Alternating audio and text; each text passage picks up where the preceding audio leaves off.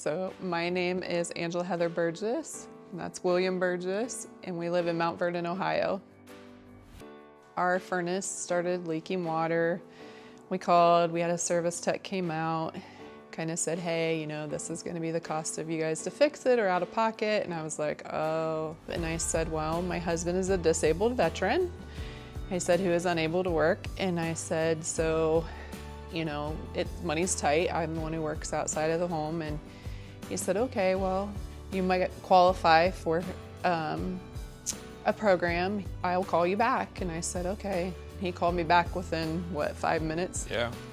And said, hey, we would like to donate this furnace to you guys. And I literally started crying, and I was like, are you serious? And he said, yes, that's something we would like to do.